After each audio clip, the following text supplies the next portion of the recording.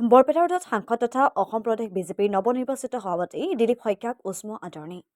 গায়ন বায়ন ঢুলীয়া নাচনীৰে আদৰণি দলীয় কাৰ্যকৰ্তাৰ উল্লেখযোগ্য যে বিজেপিৰ ৰাজ্যিক সভাপতি হিচাপে নিৰ্বাচিত হোৱাৰ পিছতেই বৰপেটা ৰোডত পদাৰ্পণ সাংসদগৰাকীৰ বিজেপিৰ বৰপেটা ৰোডৰ নগৰ মণ্ডলৰ কাৰ্যালয়ত নৱনিৰ্বাচিত ৰাজ্যিক সভাপতিগৰাকীক উষ্ম আদৰণি দলীয় কাৰ্যকৰ্তাসকলৰ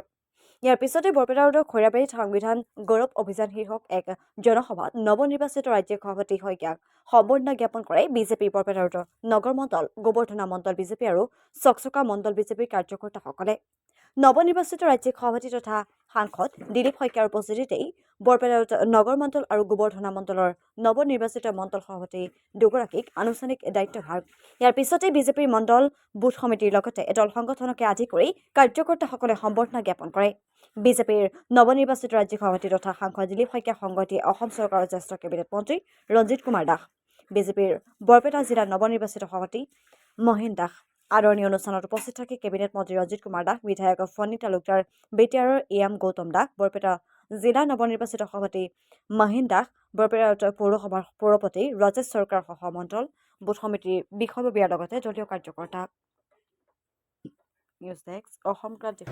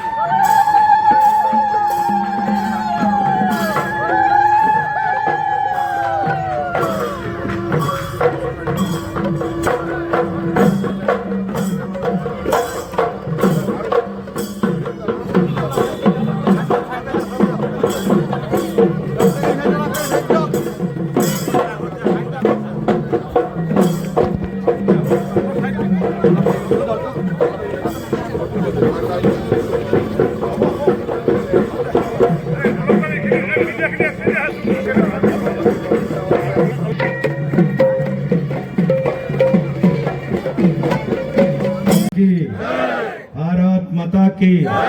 वंदे वंदे वंदे আজি বৰপেটা ৰোড নগৰ মণ্ডলৰ উদ্যোগত নগৰ মণ্ডল কাৰ্যালয়ৰ প্ৰাংগণত উপস্থিত থকা আৰু আপোনালোকৰ যি আপোন আতিথ্য সেই আতিথ্যৰ আচলতে মূল হোতা বুলি ক'ব লাগিব আমাৰ সকলোৰে পৰম শ্ৰদ্ধাৰ ভাৰতীয় জনতা পাৰ্টিৰ সন্মানীয় প্ৰাক্তন সভাপতি আৰু অসম চৰকাৰৰ সন্মানীয় কেবিনেট মন্ত্ৰী আমাৰ বৰপেটাৰ গৌৰৱটো হয়েই গোটেই অসম উত্তৰ পূৰ্বাঞ্চলৰ গৌৰৱ শ্ৰদ্ধেয় শ্ৰীযুত ৰঞ্জিত কুমাৰ দাস ডাঙৰীয়া আমাৰ ভৱানীপুৰ সমষ্টিৰ জনপ্ৰিয় বিধায়ক শ্ৰী ফণী তালুকদাৰ ডাঙৰীয়া জিলা সমিতিৰ সন্মানীয় সভাপতি মহেন দাস ডাঙৰীয়া মণ্ডল সমিতিৰ সন্মানীয় সভাপতি পৰমানন্দ ৰয় ডাঙৰীয়া আমাৰ উপস্থিত অন্যান্য জ্যেষ্ঠ নেতৃবৃন্দ শ্ৰদ্ধাৰ আত্মীয় কাৰ্যকৰ্তা বান্ধৱী আৰু বন্ধুসকল সাংবাদিক বন্ধুসকল মই পোনপ্ৰথমে আপোনালোকৰ ওচৰত কৃতজ্ঞ এইকাৰণে কৈছোঁ যে মই বৰপেটা জিলাখনত আহি সংগঠনৰ কিছু কথা শিকিছোঁ আপোনালোকৰ লগত বহু বছৰ মই এই অঞ্চলত বিভিন্ন অঞ্চল মানে ইয়াৰ যিসকল মণ্ডলৰ সভাপতি এতিয়াও মোৰ কিছুমানৰ নাম মনত আছে জয়গুৰু ঘোষৰ পৰা আৰম্ভ কৰি আমাৰ সম্পদ বৰ্মনৰ সম্পদ দাসলৈকে অৰবিন্দ বৰ্মন এনেকুৱা যিসকল আমাৰ দিলীপ দাৰ নাম উল্লেখ হৈছে আমাৰ মই মানে খলি বুলিও মাতো আৰু আমাৰ অসমৰ খলি হয়নে নহয় ৰাজা চৰকাৰ গতিকে আমাৰ এই সবিতা বাইদেউ বহি আছে চেয়াৰমেন দিলীপ দা তাৰ আগত আছিলে চেয়াৰমেন ইত্যাদি ইত্যাদি বিভিন্ন জনৰ চেহেৰাবিলাক মোৰ বৰপেটা অহাৰ লগে লগে সৰ্বক অহাৰ লগে লগে মনলৈ আহে গতিকে আপোনালোকৰ লগত কাম কৰাৰ মোৰ যি অভিজ্ঞতা এটা সেই অভিজ্ঞতা মোৰ জীৱনৰ এয়া স্মৰণীয় এটা অধ্যায় গতিকে অধ্যায় জীৱন্ত কৰি ৰাখিব লাগিব অনাগত দিনৰ বাবে আৰু মই সেই জীৱন্ত কৰি ৰখাৰ বাবে মাননীয় মোৰ সভাপতি ৰঞ্জিত কুমাৰ দাস ডাঙৰীয়াৰ এটা ফোনৰ কাৰণে সকলো কৰ্ম বাকী কাৰ্যসূচী অন্য দিনলৈ আগবঢ়াই লৈ গৈ মই আজি প্ৰথমবাৰ ৰাজনৈতিক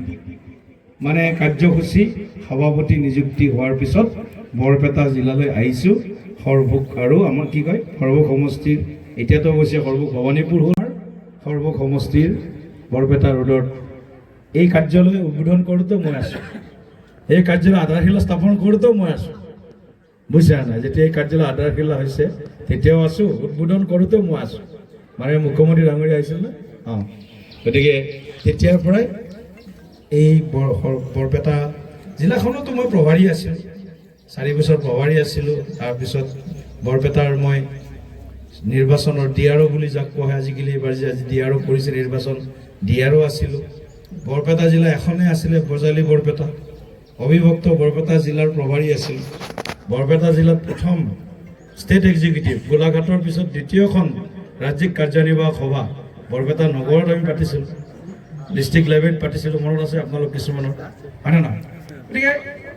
ইয়াৰ লগত মোৰ এটা এৰাব নোৱাৰা সম্বন্ধ বৰপেটা জিলাখন আৰু সৰভোগ সমষ্টিটোৰ বা ভৱানীপুৰ সৰভোগ সমষ্টিটোৰ প্ৰতি কাৰ্যকৰ্তাসকলৰ যি স্নেহ মৰম বা আশীৰ্বাদ আৰু সহযোগিতা আৰু আপোনালোকৰ যিটো ডিচিপ্লিন বুলি যাক কোৱা হয়, অনুশাসনবদ্ধ সংগঠনৰ যদি কোনোবাই উদাহৰণ চাব লাগে তেনেহ'লে আমি বৰপেটা ৰোড হওক বা চকচকা মণ্ডল হওক বা আমাৰ গোবৰ্ধনা মণ্ডল হওক, এইকেইটা মণ্ডলত আহিলে সংগঠনৰ প্ৰকৃত ছবিখন আৰু সংগঠনৰ অনুশাসন আৰু সংগঠনৰ শক্তিটো আমি দেখিবলৈ পাওঁ। গতিকে এতিয়া আমাৰ এজন আছিলে বাওঁপন্থী লাল পতাকা সহায়, হয়নে নহয়? প্ৰথমবাৰ সৰভোগ সমষ্টিত ভাৰতীয় জনতা পাৰ্টীৰ পতাকা ভাৰতৰ ভিতৰত বুলি ক'ব লাগিব, ভাৰতৰ ভিতৰত হয়েই বিধানসভা নিৰ্বাচনত বাওঁপন্থীক ওফৰাই সোঁপন্থী বুলি, আমি সোঁপন্থী নকওঁ, মানুহে সন্তোষী এটা কথা কয়, কেতিয়াবা আমাক ৰাইটিষ্ট বুলি কয় আৰু কিছুমানক লেফটিষ্ট বুলি কয়। আমি কওঁ we are not radar, not কি কয়, আমি বাওঁপন্থীও নহয় সোঁপন্থীও নহয়, লেফটিষ্টো নহয়, আমি ৰাইটিষ্টো নহয়, আমি কি nationalist. We are not leftist নৰ ৰাইটিষ্ট, উই আৰ নেশ্যনেলিষ্ট। গতিকে আমি ৰাষ্ট্ৰীয়তাবাদী বিচাৰৰ অংশ। ভাৰত মাতা কি জয় উৎঘোষ আমাৰ। গতিকে মা ভাৰতী জয় জয়কাৰ, মা ভাৰতীক বিশ্বগুৰু হিচাপে প্ৰতিষ্ঠা কৰা আৰু আই অসমীক ভাৰতৰ ভিতৰত এখন উন্নত শ্ৰেষ্ঠ সমৃদ্ধিশালী অসম ৰূপে গঢ়ি তোলা মাননীয় মুখ্যমন্ত্ৰী ডক্টৰ হিমন্ত বিশ্ব শৰ্মা ডাঙৰীয়াৰ যি সপোন আৰু অসমৰ 350,00,000 মানুহৰ যি সপোন, সেই সপোন বাস্তৱায়িত কৰাৰ বাবে আমি সকলো সংকল্পবদ্ধ, দায়বদ্ধ, জাতি ধৰ্ম ভাষা বৰ্ণ নিৰ্বিশেষে সকলোৱে আমি আজি অসমখনক আগবঢ়াই লৈ যোৱাৰ সংকল্পৰে আমি কাম কৰিছোঁ। আৰু আমাক একেবাৰে অভিভাৱকত্ব দি আছে, মেণ্টৰশ্বিপ দি আছে, গাৰ্জেনশ্বিপ দি আছে বিশ্বৰ সৰ্বাধিক জনপ্ৰিয় নেতা, ভৱিষ্যদৰ্শী বলিষ্ঠ অসম সুহৃদ দেশৰ প্ৰধানমন্ত্ৰী শ্ৰীযুত নৰেন্দ্ৰ মোদী ডাঙৰীয়াই। গতিকে তেনেকুৱা আমাৰ প্ৰধানমন্ত্ৰী, তেনেকুৱা আমাৰ মুখ্যমন্ত্ৰী, তেনেকুৱা আমাৰ মন্ত্ৰী, তেনেকুৱা আমাৰ বিধায়ক, তেনেকুৱা এতিয়া আমি নতুন জিলা সভাপতিও পাইছোঁ মহেন্দ্ৰা। এই তাহানিত দিনতে মহেন্দ্ৰাক পাইছিলোঁ জিলা পৰিষদৰ সদস্য, হয়নে নহয়? গতিকে তেতিয়াৰ পৰাই মহেন্দ্ৰাক পাই আছোঁ, দেখাটো একে, চাপৰ চুটি, হয়নে নহয়? গতিকে চাপৰ চুটি মানুহবিলাকৰ বুদ্ধি কম, বুদ্ধি বেছি বুলি কয়। ইমান বুদ্ধিও নাই আমাৰ, কিন্তু ভগৱানে চাপৰ চুটি মানুহক ওখ হ'বৰ কাৰণে অলপ আশীৰ্বাদ বেছিকৈ দিয়ে, মই ভাবোঁ।